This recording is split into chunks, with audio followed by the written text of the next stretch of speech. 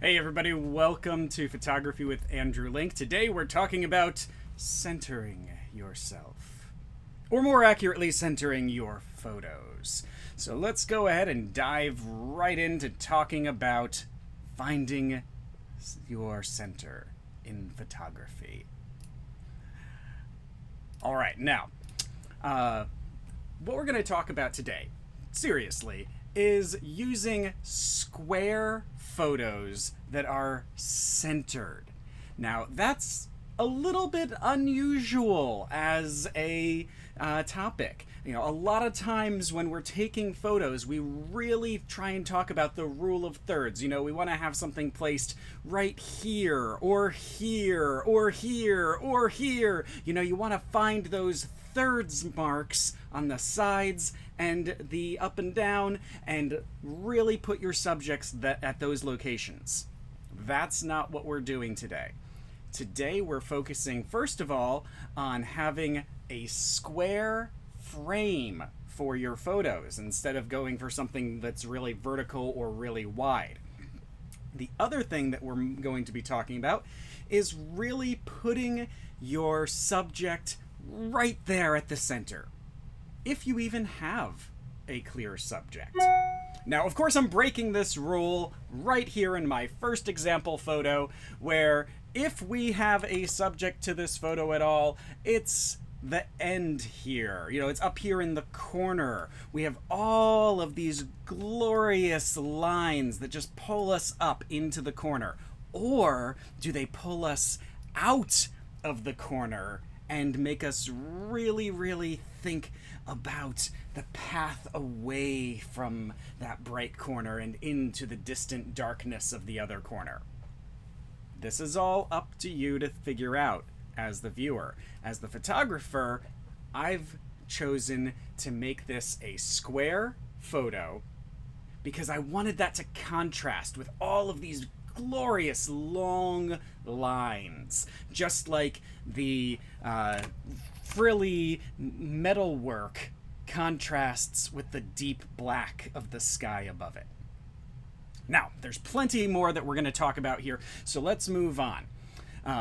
Like I said, one of the most important decisions that you're going to be making as a photographer is how you frame your photo. And I don't just mean printing it out and putting in a frame that you bought at a craft store. No, I mean, how are you going to crop your photo? Are you going to make it really wide? Are you going to make it really tall? Are you going to make it somewhere in between? Or are you going to go perfectly square? Are you even going to maybe go round or octagonal? There's all sorts of choices you can make beyond just the default, 4:5 or 16:9 aspect ratio that most cameras default to. Like right now I'm recording on this on a webcam that defaults to a 16:10 aspect ratio. There's all sorts of choices that you get to make. Now, when you go for a square one, that can give you just a beautiful, bold approach. A square photo cuts off the sides. Duh. It also cuts off the top and bottom if it would otherwise be a tall photo. It gets rid of the context. And that means that you, as the photographer, really have to do your best to pick your subject, to pick your guidelines, to choose where you're using negative space or patterns to just draw your viewers into the photo.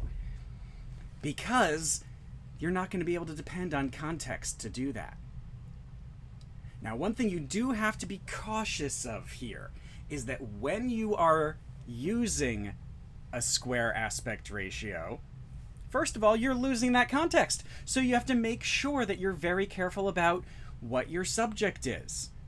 But you also have to be careful because things like eyeballs can be really intimidating when they're right there in the center of a photo, just staring right out. It's like somebody is just like getting up in your face and telling you that this is what you have to look at.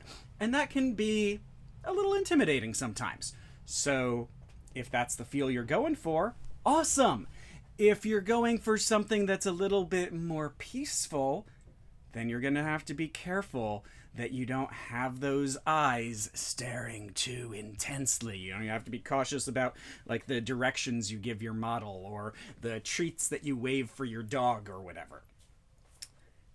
As far as negative space goes, or leading lines, you can see right here in this example picture that the leading lines start off at the edge of the photo instead of like down here in the corner in these wide versions. Now those leading lines are starting at the very edge.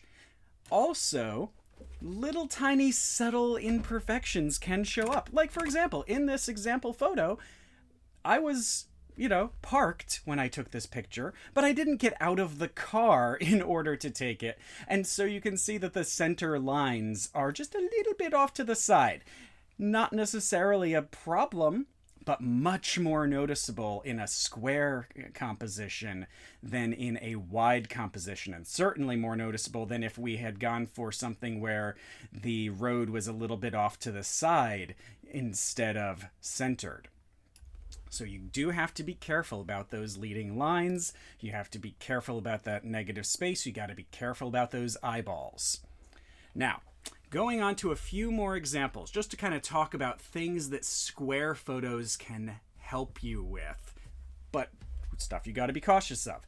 If you want something to look super tall or super wide, a square photo can help you with that. Like right now, we've got this example here. This water fountain just towers upwards. But I'll tell you, in the original version of the photo, where it just, took that photo with my phone, it was really wide. And the fountain itself was kind of lost in all of the other like glowy lights that were at this garden where the light show and fountains were running. But by cropping it to square, we get rid of those distractions on the side that pull our eyes sideways. And instead, we're only paying attention to the vertical. We're only paying attention to that rising water going up and then falling back down. So, because we've just had our attention compressed into that narrower frame. There are some photographers, and I've done this, where you might go for a tall framing on this shot instead of a square one. And that also could help emphasize the height. In this particular case, I think the square does it best. Another thing that doing a square photo can help you with, or cause you trouble with if you're not careful, is that it kind of skews our perspective, especially if we do it at a diagonal. So like here, I've put the horizon line at a diagonal, and that really kind of makes this picture feel stretched in a little bit of a strange way. It gives us so much negative space and foreground here with all of this grass that is kind of mottled because this was taken in January, so I'm surprised there was even grass instead of snow on the ground. And this just really stretches the foreground, which is good sometimes if you're going for this kind of like surreal, long distance, almost a fisheye effect on the photo. But it could be a problem. So just be cautious in how you use it. Because here my goal was to make this picture feel kind of surreal. I like the strong silhouettes of the trees and the bright colors of the sky in the background. And I wanted to contrast that with having this diagonal, unsettling horizon and this really long, almost twisting foreground that just pulls you into the picture. I wanted it to be treading that delicate line between being alienating and being enticing. Maybe it worked for you, maybe it didn't. That's what you have to be careful of when you use a diagonal composition with a square photo. We'll be coming to one more example of like that in just a moment. One other thing that you could try that's a little bit untraditional but is, I think, a fascinating option is to not actually have a clear subject for your photo. Here's what I mean. if we take a look at this picture here, we get a zigzag from the log, and then the shadows, and then the path, and then we can just see that the path turns to the right again, right there behind the trees. But we don't really have a clear subject for the picture. So that just, it creates maybe a small sense of unease or a small sense of curiosity. And that's what I was going for with this framing and this photo in general. I get the vertical effect of all of these trees pulling us up and just making us start with the leaves down here at the bottom. They're so bright, they just pop and grab your attention. But then we get these vertical trees just pulling us up away from those bright leaves, which draws us into the picture. And then we get that zigzag effect of the shadows leading us to the path. The path also comes from this corner here. So we get the zigzag of the shadows and the path, and then it disappears behind those trees, which to my mind leaves us with a sense of longing, a sense of wanting to know what's around those trees, what's around the next bend in this forest path. And that, I think, is enhanced by doing a picture where the theoretical subject, that distant place at the end of the path, way off here behind the trees, is not actually seen. So the path guides us into the picture and then takes a turn into the imagination. Something to play with there. And then for the final example on this page, we have just the very, very traditional idea of, okay, let's center our subject right there at the very center of the picture. We have a bright spot. And then radiating out from that bright spot, radiating, I should say, we get all of these petals of this metal flower. Then leading us into the bright center, we have all of these leading lines that just push us into the middle of the image. And of course, we also have the circles that just pull us deeper and deeper and make this brick wall with a little bit of an inset look like a deep, deep, deep tunnel. That is something that you can get when you have a square composition and a centered subject. If this was a wide image, we would see way too much for the bricks on either side. If this was a tall image, it would just make that metalwork seem squished. But being a square image pulls us into the center. All right, one more example before we go over some challenges, and that is just to remind you that a diamond is the same as a square. You've just rotated it on its side. So let me just zoom that out a little bit so you can kind of see the whole thing. Let's see. There we go. There it's zooming. So here we have a square crop that has been turned on 45 degrees so it becomes a diamond. Now, is that a little bit more of a difficult editing task? Absolutely. If you're struggling with that kind of thing, I understand. You might want to try just throwing your square picture into PowerPoint or Google Slides and then rotating the square that way if you're not very comfortable with photo editing software. And I'll tell you, that's all I did for this example. I threw this into Pages on my Mac, gave it a border, rotated it. I'd already done all of my editing elsewhere. I did make it into I prepared it to be a triangle by editing it to be sort of like this picture here, where I have the diagonal line going through it. But then instead of presenting it as a square, I rotated it when I put it on the page and added the border. Just something to experiment with. So let's go into your challenges now, because if you want to try centering your photography, then this will be important. So first of all, crop your photo to a square. Okay? Let's do that. when you take your picture, crop it to a square. I will say if you're using an iPhone, it does have a square mode, and I believe many Android phones do as well. If you're using a standalone camera, it might have a square mode, but most likely you're going to just have to center your picture and then crop off the sides or the top and bottom. Another thing that you might want to make sure you do is center your subject, okay? We're not just practicing square, we're also practicing centering. So center your subject, and remember that it's okay if you're implying that subject. You know, you could go sort of like that picture of the trees and the path, where the subject is the distant unknown, and we have the path that zigzags through the frame. But make sure that in your mind you have a subject, and you place that subject at the center.